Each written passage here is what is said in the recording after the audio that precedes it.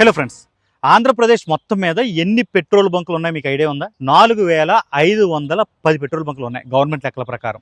అంటే petrol, diesel, CNG ఇవన్నీ అమ్మే కలిపి 4510.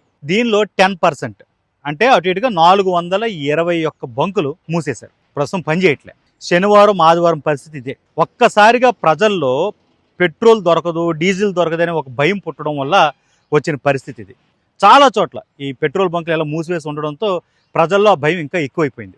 శనివారం ఒక్కరోజే జనరల్గా ఏంటంటే ఒక రోజు సాధారణ రోజుల్లో మొత్తం పెట్రోల్ ఎంత అమ్ముతారంటే మన రాష్ట్రం మొత్తం మీద కూడా ఒక 6000 కిలోలీటర్లు, ఎగ్జాక్ట్ ఫిగర్కి కాస్త అటు ఇటుగా 6000 కిలోలీటర్లకు పైగా పెట్రోల్ అమ్మకాలు జరుగుతాయి. అలాంటిది ఒక్క శనివారం నాడు 8000 కిలోలీటర్ల పెట్రోల్ని జనం కొనేశారు. అంటే ఒక్కసారిగా 2000 కిలోలీటర్ల పెట్రోల్కి డిమాండ్ వచ్చేసింది. అంటే అవసరం లేకపోయినా సరే ఇది దొరకదేమన్న భయంతో కొట్టించేసిన పరిస్థితి పెట్రోల్. అలాగే డీజిల్, మన రాష్ట్రం మొత్తం మీద 8000 కిలోలీటర్ల డీజిల్ ఒక రోజులో అమ్ముతారు. అలాంటిది శనివారం ఒక్కరోజే 9000, ఇంకా చెప్పాలంటే 9,500 కిలోలీటర్ల డీజిల్ అమ్మకాలు జరిగిపోయాయి. అంటే 1500 కిలోలీటర్ల డీజిల్ అమ్మకాలు అదనంగా జరిగాయి. దీంతో ఒక్కసారిగా డిమాండ్ వచ్చేయడంతో ఆ డిమాండ్కి సరిపడా సప్లై చేయలేకపోయారు అనమాట. అంటే పెట్రోల్ రోజువారీ ఎలా వస్తుందో డీజిల్ రోజువారీ ఎలా వస్తుందో అలాగే వస్తున్నాయి. అందులో ఏ తప్పు లేదు, అందులో పొరపాటు ఏం లేదు. కాకపోతే అవసరానికి ఉన్నదానికంటే ఎక్కువ కొట్టించేస్తున్నారు, డిమాండ్ వచ్చేసింది. ఎక్కడో ఇరాన్ అమెరికా యుద్ధం జరుగుతుంది కాబట్టి దాని ఇంపాక్ట్ వచ్చి పెట్రోల్ డీజిల్ మీద పడిపోయింది. అవి అమ్మరనే ఒక పుకారు పుట్టడం వల్ల, లేకపోతే మధ్యతరగతి మనస్తత్వం తెలుసుగా, ₹1 కందిపప్పు రేపు పొద్దున్న రేటు పెరుగుతుందంటే ఈరోజే వెళ్ళిపోయి ఒక 10 కేజీలు కొని తెచ్చేసుకుని ఇంట్లో స్టాక్ పెట్టేసుకుంటాం కదా. అలాంటి మనస్తత్వం కాస్త ఎక్కువగా అయిపోవడంతో ఈ పరిస్థితి ఏర్పడింది. నిజానికి పెట్రోల్ సరఫరా బాగానే ఉంది. రోజువారీ ఎలాగైతే పెట్రోల్ని సప్లై చేస్తున్నారో అలాగే సప్లై చేస్తున్నారు ఇప్పటికీ కూడా. కానీ ఒక్కసారిగా జనం నుంచి డిమాండ్ వచ్చేయడంతో భయపడి అంత సరఫరా చేయలేక పెట్రోల్ బంకుల్ని మూసేస్తున్నారు. అలాగా ఇప్పుడు 421 పెట్రోల్ బంకులు మూసేశారు.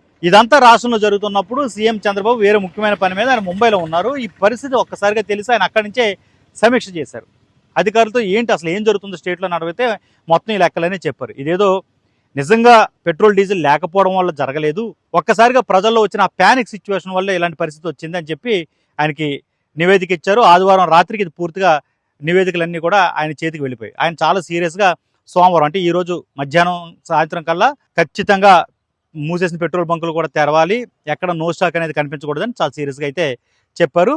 కొన్ని చోట్ల ఎక్కడైతే నిజంగా సరఫరాకి ఆటంకం ఏర్పడిందో అక్కడ రేషన్ పద్ధతిలో పెట్రోల్ అంటే బైక్తో తీసుకెళ్తే ఒక 2 లీటర్ల పెట్రోల్ కొట్టడము, లేకపోతే ఎంత డీజిల్ కొట్టడం అని కొన్ని తాత్కాలిక ఏర్పాట్లు చేయండి. బట్ శనివారం ఆదివారం పరిస్థితి మళ్ళీ కనిపించకూడదని చాలా సీరియస్గా చెప్పారు. ప్రస్తుతం ప్రభుత్వ అధికారులు ఆ పని మీద ఉన్నారు. అయితే ఇక్కడ ఇంకొక విషయం కూడా ఉంది. డీజిల్కి సంబంధించి మెయిన్ 2 రంగాలు, ఫిషరీస్, ఆక్వా ఇలాంటివి కొన్ని రంగాలు ఉంటాయి కదా, అగ్రికల్చర్, అక్కడి నుంచి ఒక ప్రాబ్లం వచ్చింది. ఈ మెయిన్ కారణం అదే. వాళ్ళు ఏంటంటే వ్యవసాయ పనిముట్లు ఏవైతే ఉంటాయి, ముఖ్యంగా వాహనాలు ఉంటాయి, యంత్రాలు ఉంటాయి కదా, ఈ వరి కోసే యంత్రాలు అన్ని పంట మీద ఉన్నాయి ఇప్పుడు పొలాలన్నీ. ఈ వరి కోసే యంత్రాలు కానీ లేకపోతే అలాంటి పరికరాలు కానీ వాటికి డీజిల్ కొట్టించాలి. వాళ్ళు ఆ పరికరాలను తీసుకెళ్లరు ఆ పెట్రోల్ బంకులకి. వాళ్ళు ఏం చేస్తారంటే టోగా ఎత్తున పెద్ద పెద్ద డ్రమ్ములు తీసుకెళ్ళి ఆ డ్రమ్ముల నిండా డీజిల్ కొట్టించేసి పట్టుకెళ్తుంటారు. వాళ్ళు ఇప్పుడు ఈ ప్యానిక్ సిచ్యువేషన్లో చాలా ఎక్కువ కొట్టించేయడం వల్ల అవసరానికి మించి డీజిల్ కొరత ఏర్పడింది. అలాగే మెయిన్ ఆక్వా, మెరైన్ ఉత్పత్తులు ఉంటాయి కదా, చెరువులకి అక్కడ వాడుతుంటారు యంత్రాలకి, అక్కడ డీజిల్ అవసరాలు చాలా ఉంటాయి. జనరేటర్లు కానీ వాటికని వీటికని వాడుతూ ఉండాలి. అలాంటిది వాళ్ళు కూడా డ్రమ్ముల్లో పట్టుకెళ్తారన్నమాట డీజిల్. వాళ్ళ నుంచి డిమాండ్ ఎక్కువైపోవడంతో ముందుగా ఎప్పుడు కొట్టించుకునే దానికంటే కూడా ఎక్కువ కొట్టించేయడంతో ఒకసారిగా అక్కడ డీజిల్ లేదని తెలిసింది. వాళ్ళ దగ్గర అంటే రోజువారీ ఎంతైతే డీజిల్ వస్తుందో పెట్రోల్ బంకులకి ఆ డీజిల్ అయిపోయింది.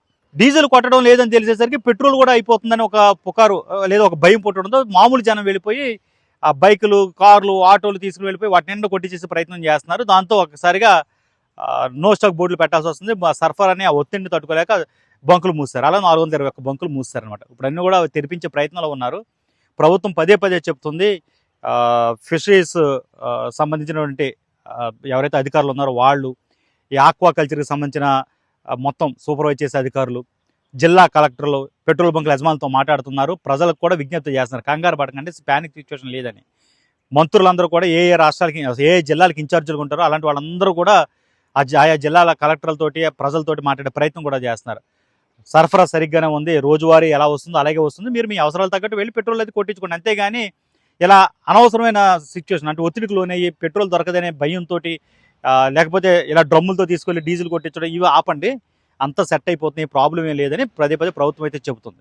కానీ ఏమైనప్పటికీ ఒక్కసారిగా వచ్చిన ఈ ఒత్తిడిని పెట్రోల్ బంకులు తట్టుకోలేక యజమానులందరూ కూడా, నిర్వాహకులందరూ కూడా పెట్రోల్ బంకులు మూసేయడంతో జనంలో ఇంకా పానిక్ సిచ్యువేషన్ వస్తుంది. ప్రస్తుతానికి అయితే అలాంటి పరిస్థితి లేదు, భయపడక్కర్లేదని పదే పదే చెప్తున్నారు. ఫర్ ఎగ్జాంపుల్ చెప్తాను, ఆల్రెడీ ఇక్కడ రాజమండ్రిలో ఒక పెట్రోల్ బంక్ ఉంది. అది మాజీ ఎంపీ హర్ష కుమార్ కుటుంబ చేతుల్లో ఉంటుందన్నమాట. వాళ్ళ అబ్బాయి నిన్న ఆయన ఒక పర్సనల్గా సోషల్ మీడియాలో ఒక వీడియో రిలీజ్ చేశారు. ఆయనే దానికి యజమాని కాబట్టి వాళ్ళకి ఒక పెట్రోల్ బంక్ ఉంది అక్కడ రాజమండ్రిలో.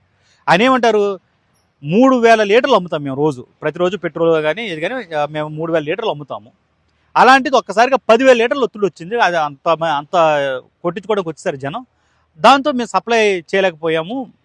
మామూలుగా రోజువారీ మీరు వచ్చి ఏమేమి కొట్టించుకుని వెళ్తారో అలా కొట్టించి వెళ్తే ఏ ప్రాబ్లం లేదు. సడన్గా అంత రిక్వైర్మెంట్ వచ్చేసరికి దాదాపు డబుల్ అనమాట. అంత రిక్వైర్మెంట్ వచ్చేసరికి ఆ ఇబ్బంది అయితే వస్తుంది, ఎవరో ప్యానిక్ అవ్వద్దంటూ చెప్పి ఆయన ఒక వీడియో రిలీజ్ చేశారు. ఇలాంటిదే అనేక బంకుల్లో ఉన్నటువంటి పరిస్థితి. ప్రభుత్వం దీనిపై పూర్తిగా దృష్టి పెట్టింది.